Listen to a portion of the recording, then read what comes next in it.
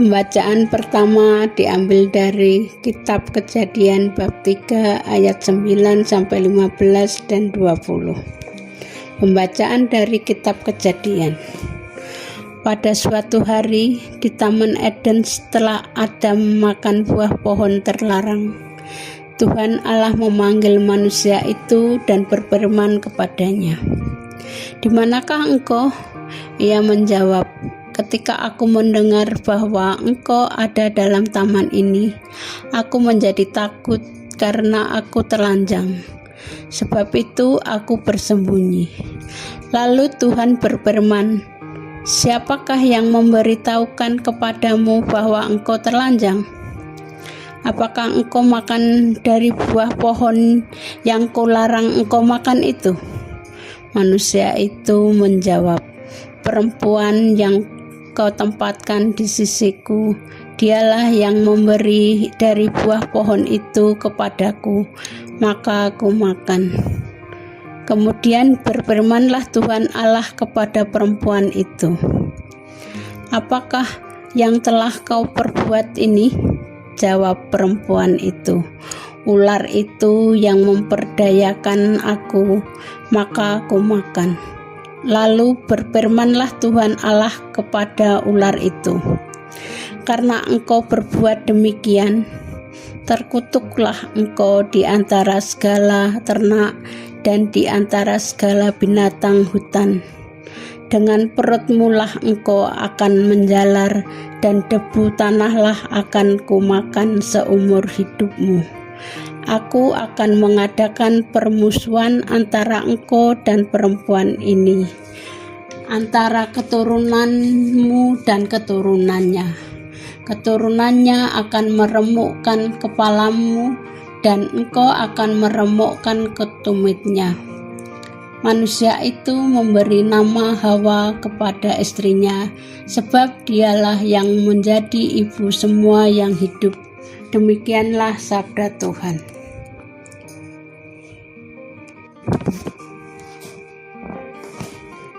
Bacaan Injil Lukas bab 1 ayat 26 sampai 38. Inilah Injil Yesus Kristus menurut Lukas. Dalam bulan yang ke-6, Allah menyuruh malaikat Gabriel pergi ke sebuah kota di Galilea bernama Nazaret, kepada seorang perawan yang bertunangan dengan seorang bernama Yusuf dari keluarga Daud. Nama perawan itu Maria. Ketika malaikat itu masuk ke rumah Maria, ia berkata, "Salam, hai engkau yang dikaruniai, Tuhan menyertai engkau." Maria terkejut mendengar perkataan itu, lalu bertanya di dalam hatinya, "Apakah arti salam itu?" Kata malaikat itu kepadanya, "Jangan takut, hai Maria, sebab engkau peroleh kasih karunia di hadapan Allah. Sesungguhnya engkau akan mengandung dan akan melahirkan seorang anak laki-laki, dan hendaklah engkau menamai dia Yesus.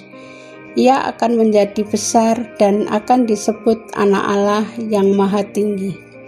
Dan Tuhan Allah akan mengaruniakan kepadanya tahta Daud bapa keluhurannya, dan ia akan menjadi raja atas kaum keturunan Yakub sampai selama-lamanya, dan kerajaannya tidak akan berkesudahan." Kata Maria kepada malaikat itu, "Bagaimana hal itu mungkin terjadi, karena aku belum bersuami?" Jawab malaikat itu kepadanya, "Roh Kudus akan turun atasmu, dan kuasa Allah yang Maha Tinggi akan menaungi engkau. Sebab itu anak yang akan kau lahirkan itu akan disebut kudus, Anak Allah.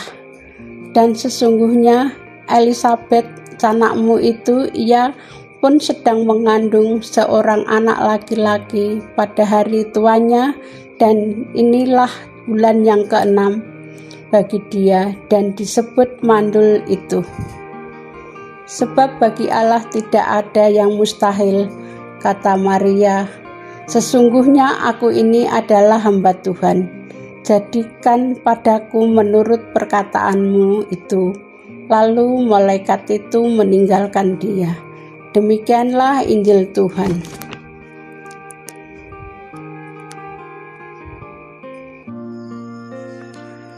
Renungan diambil dari bacaan di atas.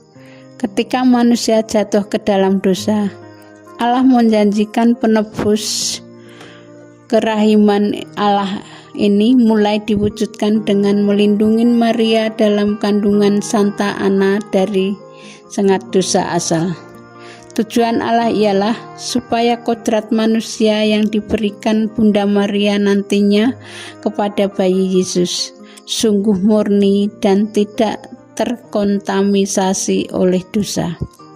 Perlindungan itu terjadi dengan meminjam pahala yang masih akan dihasilkan oleh Yesus, Putra Maria. Di lain pihak, perlindungan Allah itu tidak merenggut kebebasan Maria sebagai pribadi, karena Maria tetap harus berjuang di tengah kegelapan iman untuk percaya kepada Allah dan menyerahkan diri pada penyelenggaraan ilahi. Hari Raya Santa Perawan Maria dikandung tanpa dosa mengingatkan kita bahwa Allah Sang Pencipta terus aktif berkarya dalam segala sesuatu di dunia ini untuk mewujudkan rencana keselamatannya.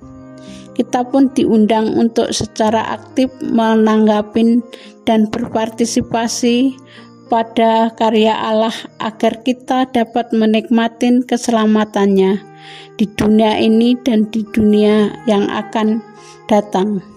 Bunda Maria adalah teladan kita.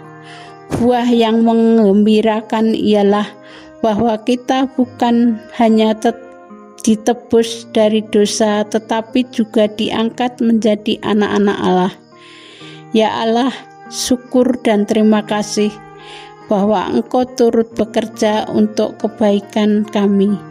Teguhkan iman kami untuk berani ikut serta secara aktif dalam mewujudkan kesejahteraan yang berasal dari Engkau. Amin.